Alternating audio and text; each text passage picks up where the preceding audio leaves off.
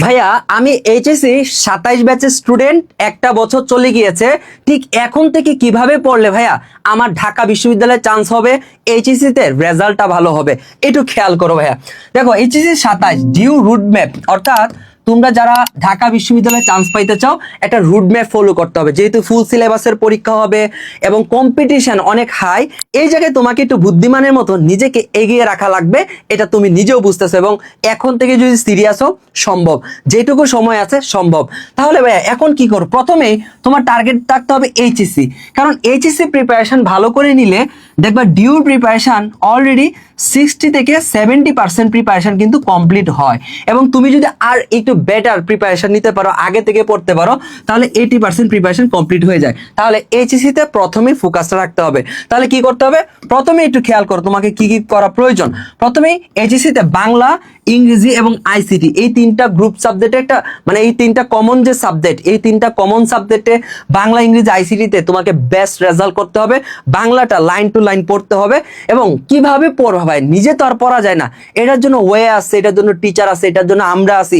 তাই line to line যদি তুমি পড়ো দেখবা বাংলায় এইচএসসি তো প্লাস আসবে এবং Dhaka university preparation first paper complete হয়ে যাবে। ইংরেজিটা ভালো করে পড়বা এবং হচ্ছে আইসিটি, দেখো ইংরেজির জন্য তো আমি আছি, প্যারা নেওয়ার কিছু নাই। এবং গ্রুপ সাবজেক্ট, অর্থাৎ প্রথমেই তোমার টার্গেট থাকতে হবে যে 6 মাসের মধ্যে 7 থেকে 8 ঘন্টা পড়াশোনা করে এই সিলেবাসটুকু শেষ করতে হবে। 6 মাস পড়লে 7 থেকে 8 ঘন্টা শেষ, আর কিচ্ছু বাকি থাকবে না। তুমি যদি সকাল টানে মানে সন্ধ্যার আগে 6টার আগ পর্যন্ত ঠিক 3 ঘন্টা পড়তে পারো, ঘুম থেকে উঠে তুমি যদি 3 ঘন্টা পড়তে পারো, তোমার আর কিছু লাগবে না। এই 3 ঘন্টা পড়লা এবং রাত্রে বা সারা দিন গেল, রাত্রেবেলা তুমি 4 ঘন্টা পড়লা, 4 আর 3 7, এই 7 ঘন্টা পড়বে, দেখবা তোমার ইজিলি ঢাকা বিশ্ববিদ্যালয়ে চান্স হবে। প্যারা নেওয়ার কিছু নাই, তোমাদের অনেক সময় আছে, যথেষ্ট সময় আছে। বাট এখন থেকে এটা শুরু করতে হবে, একটা হাত ধরতে হবে, একজন মেন্টর লাগবে, একটা গাইডলাইন লাগবে। একা একা কিছু করা যায় না। ভাবি আজকে থেকে জীবনে সব শুরু হবে, সব ভালো হবে, ভাই পড়ার টেবিলে বলবো সবকিছু হবে, হয় না।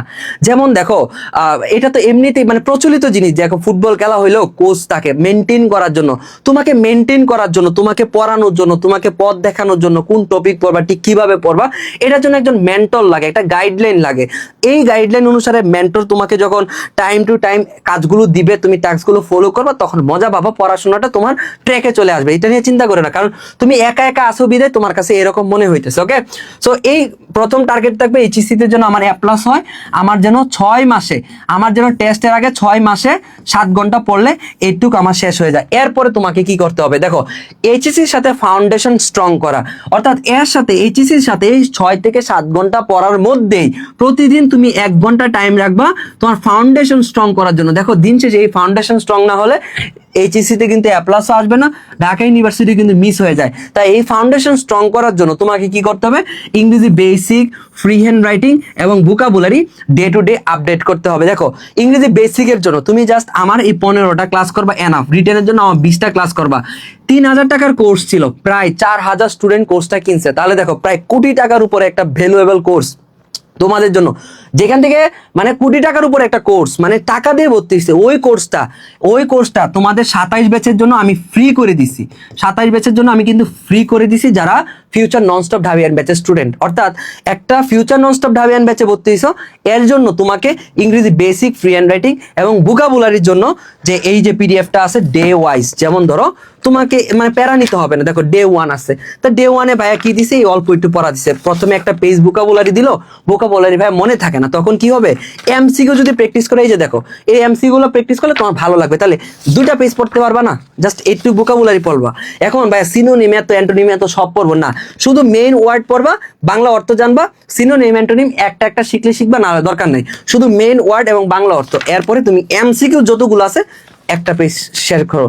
এরপর হচ্ছে ডে 2 তে যাও, আবার তোমার হচ্ছে ভোকাবুলারি, আবার প্র্যাকটিস। ঠিক এইভাবে 30 ডেজ চ্যালেঞ্জ ভোকাবুলারি তোমাদের জন্য দেওয়া আছে। শুধু এটা না, এডমিশনের জন্য তোমাদেরকে কতগুলো বই দিছি, দেখছো এতগুলো বই দিছি নিজেকে এগিয়ে রাখার জন্য। এই যে একটা বই আছে, স্টাডি প্ল্যানার তো আছে কিভাবে পড়াশোনা করো, বাট দেখো এই যে একটা বই আছে, এই বইয়ে যে 3000 এমসিকিউ দেওয়া, ব্যাখ্যা সহ দেওয়া, তুমি প্রতিদিন একটা পৃষ্ঠা যদি পড়ো কতটুকু শিখবা।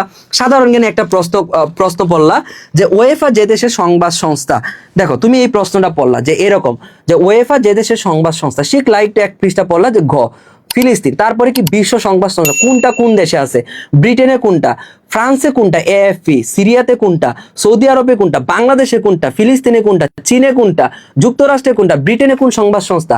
অর্থাৎ তুমি যদি এভাবে প্রতিদিন একটা করে পেজ পড়ো, এই বইও তো পাঠাই দিছি, তুমি কতটুকু এগিয়ে থাকবে এক পেজ যদি করে পড়ো। তাহলে দেখো সাধারণ জ্ঞানেও বাংলাতে ইংরেজিতে 3000 এমসিকিউ প্র্যাকটিস বুক দেওয়া আছে, প্রত্যেকদিন এক পৃষ্ঠা করে পড়লে মানে তোমাকে কে টেকায় রাখবে বলো, কে আটকায় রাখবে? সো তোমাদের জন্য যে তোমার জন্য যে বই, দেখো একটা ওয়ে লাগবে, আমি শুরুতেই বলছি। তুমি বলবা যে ভাইয়া আপনি তো এখন শুধু কোর্সের কথা বলতেছেন, দেখো তোমাকে সঠিক পথ দেখানো, তোমাকে পড়ানো, তোমার মেটেরিয়ালস দেওয়া, তোমাকে স্ট্রং করা, সবকিছুর জন্য ভাইয়া একটা নির্ধারিত একটা টিমের ভালো খেললেও কোচ লাগে, একজন স্টুডেন্টের মেন্টর লাগে, টিচার লাগে, পথ প্রদর্শক লাগে। গুরু শিষ্যের সম্পর্কটা তো এমনিই হয় না, এমনি হয় না। কেনই কথাটা আসছে যে গুরু এবং শিষ্য? এই জন্যই যে শিক্ষক এবং শিক্ষার্থী এই সম্পর্কটা থাকতে হবে, নয়তোবা হবে না। তারপরে দেখো এখন তুমি বলতে পারো যে ভাইয়া বেঁচে পড়তে হলে তো টাকা লাগে, অবশ্যই লাগে, বাট তোমাকে যে এই যে এত বই, তুমি জাস্ট চিন্তা করে দেখো, তুমি একটু চিন্তা করে যে এই যে তোমাকে এতগুলো বই দিচ্ছি, একটা টি শার্ট তোমাকে দেওয়া হচ্ছে, এবং শুধু বই টি শার্ট না, পাশাপাশি যে 200-300 ক্লাস নিচ্ছি ঢাকা ইউনিভার্সিটি ভাইরা, তুমি যত টাকা দিয়ে ভর্তি হচ্ছে এর থেকে বেশি ভ্যালু তুমি নিচ্ছ, এটা কিন্তু মাথায় রেখো। তুমি যদি একজন টিচার হইতা 150 দিন মানে 150 দিন, প্রায় 3 থেকে 4 মাস কারো বাসায় গিয়ে পড়ায় আসতা, তাহলে তুমি কিছু হলেও চাইতা, তাই না? তো এই জায়গায় 2000 টাকাতে তোমার সব হয়, বই সহ হয়। তাই আমি বলবো যে বই এবং হচ্ছে ক্লাস দুইটাই পাইতেছে। এর মধ্যে ক্লাসের মধ্যে ফ্রিতে basic strong, free handwriting strong, ভোকাবুলারিতে স্ট্রং। দেখি ঢাকা ইউনিভার্সিটি এডমিশনে তোমাকে কে ঠেকায়। আমি জাস্ট এটা বলবো যে এই 3টা স্ট্রং, দেখি তোমাকে কে ঠেকায়। ঠেকানোর কেউ নাই, ঠিক আছে? এরপরে আসো, এরপরে তোমাকে কি করতে হবে, তোমার যে কোয়েশ্চেন ব্যাংক দিছি প্রত্যেক দিন কোয়েশ্চেন ব্যাংকটা পড়বা, এডমিশনের বইগুলো পড়বা, এবং গাইডলাইন আমি তো বললাম, এটা তো আগেই বলে দিছি যে এইচএসসির জন্য বাংলা, ইংরেজি, আইসিটি গ্রুপ সাবজেক্ট ভালো করে পড়ো, এটা 6 মাসে শেষ করো। এই জন্য তোমার এডমিশনে এগিয়ে যাওয়ার জন্য তোমার ইংরেজি, ফ্রি হ্যান্ড রাইটিং এবং ভোকাবুলারিতে স্ট্রং হইতে হবে। এটার জন্য তোমাকে বই এবং ক্লাস আমি দিয়ে দিছি।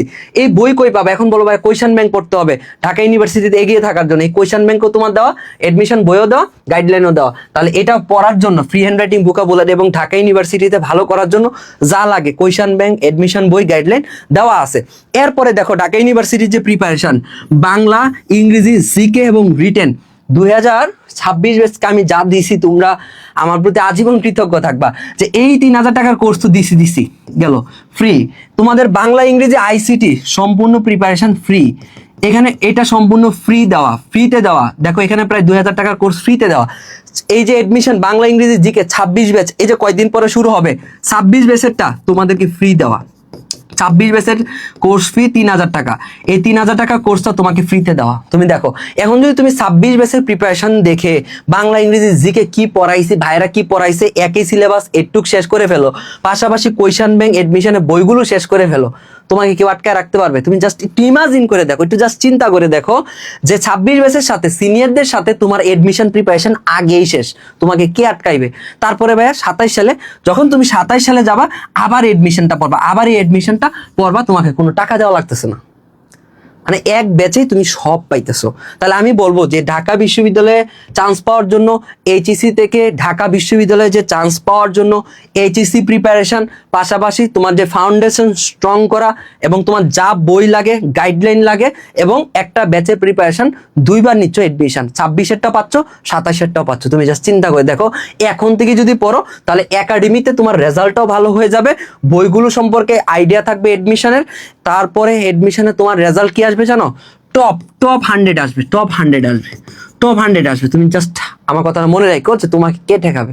সো এটার জন্য ভাইয়া একটু খরচ করতে হবে, একটু তোমাকে ভাইয়ের সাথে কানেক্ট থাকতে হবে। এখন বলবা যে ভাইয়া এই গাইডলাইন ভিডিওতে আপনি এইটাই বুঝাইলেন যে কি করতে হবে, একজন মেন্টর লাগবে। তুমি যেখানেই পড়ো, অফলাইনে পড়ো, অনলাইনে পড়ো, যেখানেই পড়ো, বাট কমপ্লিট প্যাকেজ যে সুন্দর করে অর্গানাইজ করার যে একটা গাইডলাইন, এই গাইডলাইনটা তোমাকে কে দিবে? ফিউচার ননস্টপ ঢাবিয়ান ব্যাচে দিবে। দেখো এই ব্যাচ শুরু হওয়ার আগে 2000 স্টুডেন্ট এনরোল করা। তুমি জাস্ট চিন্তা করে দেখো কতজন নিজেকে এগিয়ে নিচ্ছে। বাট আমি বলবো আব্বু আম্মুকে আজকেই বলো, কোথায় যে দৌড়াইতেছো এটা তুমি নিজেই জানো। আঙ্কেল আন্টিকে বলো যুক্ত হও, শুরু করো। এই 1 বছরের ভিতরে তোমার এইচএসসিও কমপ্লিট হবে, এ প্লাসও পাবা, ঢাবির জন্য সর্বোচ্চ এগিয়ে থাকবা। 26-এর ক্লাস পাচ্ছ, কারণ ফ্রি হ্যান্ড রাইটিং বেসিক পাচ্ছ। এই 2টা কমপ্লিট হয়ে গেল। এই 2টা কমপ্লিট হওয়ার পরে আবার সাথে সাথে একই প্রিপারেশন নিবা, নিয়ে দেখো তোমাকে কে আটকায়। জাস্ট বলবা যে আমি আসিফ ভাইয়ের ফিউচার ঢাবিয়ান একজন স্টুডেন্ট, যে আমাকে কে আটকায়। ইনশাল্লাহ আমি ঢাকা বিশ্ববিদ্যালয়ে চান্স পাবো, 6 মাসের ভিতর আমার এইচএসসি শেষ হবে।